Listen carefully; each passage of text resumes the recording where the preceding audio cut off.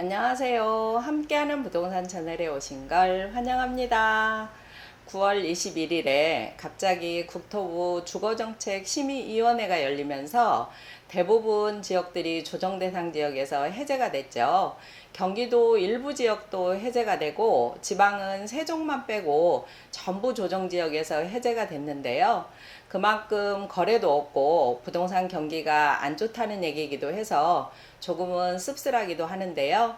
시행은 9월 26일부터 적용이 되니까 조정지역에서 해제가 되면 좋은 점에 대해서는 지난번 영상에 올려놨으니까 참고해 보시면 좋을 듯 하고요.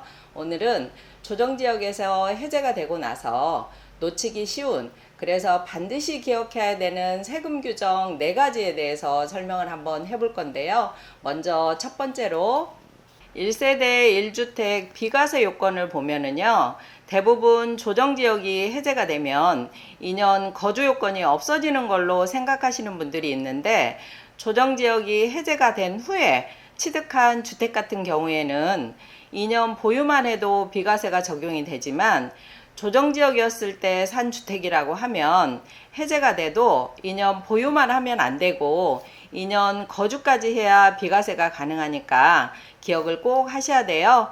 예를 들어서 2021년 5월에 조정지역의 주택을 하나 취득해서 가지고 있는데, 이번에 2022년 9월 26일에 조정지역에서 해제가 됐어요. 그리고 나서 2023년 10월 양도할 때 비조정이었을 때 이 비과세 조건은 2년 보유만 해도 되는지 2년 보유하고 거주까지 해야 되는지 라고 보면, 이 기준일은 항상 신규주택 취득일이다. 이 주택 취득할 당시에 조정지역이었으면 이가 해제가 돼서 팔아도 반드시 2년 보유하고 거주까지 해야 된다라는 거 생각을 하셔야 돼요. 이때 실거주가 안 되는 분들은 상생 임대인 제도를 이용해 해보는 것도 좋을 것 같긴 해요. 그 다음에 두 번째로 일시적인 2주택 양도세 비과세 중에서 종전주택 처분 기한인데요. 조정지역이 해제가 된 후에 신규주택을 취득을 하면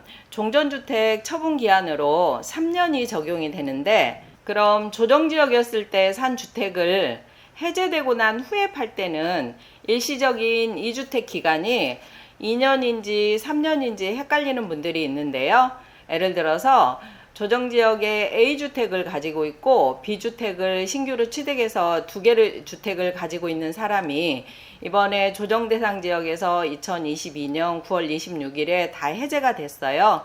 그리고 나서 이 A주택을 팔 건데 이 비과세를 받기 위해서는 이 조정지역이었을 때 처분 기한이 2년 안에 팔아야 되는지 3년 안에 팔아야 되는지, 이것도 기준일은 항상 신규주택 취득일이다. 이 신규주택 취득일에 종전주택이랑 신규주택이 둘 다 조정지역이었으면 2년 안에 팔아야 비과세를 받을 수 있고요. 이 신규주택을 취득할 당시에 종전주택이나 신규주택 중에 둘 중에 하나라도 비조정이면 3년 안에 팔면 된다라는 거예요. 이 사례처럼 2년이 지금 지나서 종전주택을 양도했죠. 이렇다면 비과세를 적용할 수 없으니까 주의를 하셔야 돼요. 지금까지는 취득 시점이 기준이 되는 걸 알아봤는데, 다음에는 세 번째로 양도 시점이 기준이 되는 중과세 규정을 한번 볼 건데요. 이 양도세 중과 규정은 2023년 5월 9일까지 한시적으로 지금 중과가 배제가 되긴 하지만, 내년 5월 10일부터 다시 중과 규정이 적용된다라고 하면 조정지역에 있는 주택을 팔 때는 2주택부터는 20% 추가과세가 되고 3주택부터는 기본 세율에다가 30% 추가과세가 적용이 되는데요. 예를 들어 A주택을 조정지역에서 취득을 하고 B주택을 조정지역에서 2개 취득을 해서 가지고 있는데, 이것이 B주택이 지금 22년 9월 26일에 조정지역이 해제가 됐어요. 그런 다음에 B주택을 양도할 때 이때 비조정이었다고 하면 이게 중과세율이 적용이 된다라고 할 때 이 비조정을 중심으로 해서 중과세율이 적용이 되는지 일반 세율이 적용이 되는지라고 하면 이 기준은 항상 양도 시점이다. 이 중과 규정을 적용을 할 때는 양도 시점에 조정인지 비조정인지에 따라서 일반 세율이 적용이 되고 중과 세율이 적용이 돼요. 여기서는 비주택을 양도할 당시 2023년 10월에 이게 비조정이었다라고 하면 이 중과 세율이 적용이 되는 게 아니고 일반 세율이 적용이 되니까 이것도 알아두시면 좋겠죠. 그 다음에 네 번째는 분양권 취득세 규정인데요. 2020년 8월 10일 이후에 취득한 분양권은 주택 수로 계산을 하죠. 근데 이게 분양권 취득 당시에는 주택 수만 결정이 되고 취득세를 납부하는 입주 잔금 시점, 등기 시점의 조정인지 비조정인지에 따라서 취득세율을 적용해서 취득세를 납부를 하니까 이것도 잘 보셔야 되는데요.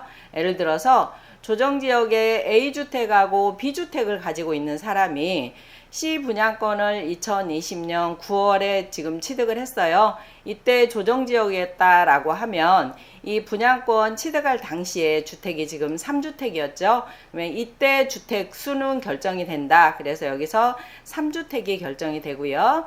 그리고 나서 조정지역이 2022년 9월 26일에 조정지역이 해제됐다라고 하면 이 분양권이 주택이 되는 시점 23년 입주할 때 그때 비조정이었다라고 하면 취득세율은 몇 프로냐? 주택수 결정은 분양권 취득할 때 결정이 되니까 이때 3주택이었고요. 그 다음에 취득세 낼 때 이 입주 시점에 이 비조정이니까 3주택이어서 8%의 중과세율이 적용이 되겠죠. 이것도 주의를 하셔야 되고요. 또 여기서 주의할 점은 이 분양권이 주택으로 취득하는 이 C주택 취득할 당시에 A주택하고 B주택을 모두 양도하고 이 C주택 하나만 남았다라고 하면 그렇다고 해도 야는 1%의 세율이 적용이 되는 게 아니고 주택수 결정된 이 분양권 취득 당시로 봐서 8%의 세율이 적용이 되니까 주의를 하셔야 되겠죠. 주택수 결정은 분양권 취득 당시에 결정된다는 거 기억하시고요. 이렇게 조정지역이 해제되면 기억해야 되는 세금 규정을 알아봤는데요. 세금 규정은 항상 어렵고 헷갈리기 쉽죠. 그래서 주택을 취득할 때나 양도할 때는 세금 관계를 꼼꼼히 따져보시고 꼭 전문가 상담하신 후에 결정하시는 걸 추천드리고요. 오늘 영상이 유익하셨다면 좋아요와 구독하기 꼭 눌러주세요. 감사합니다.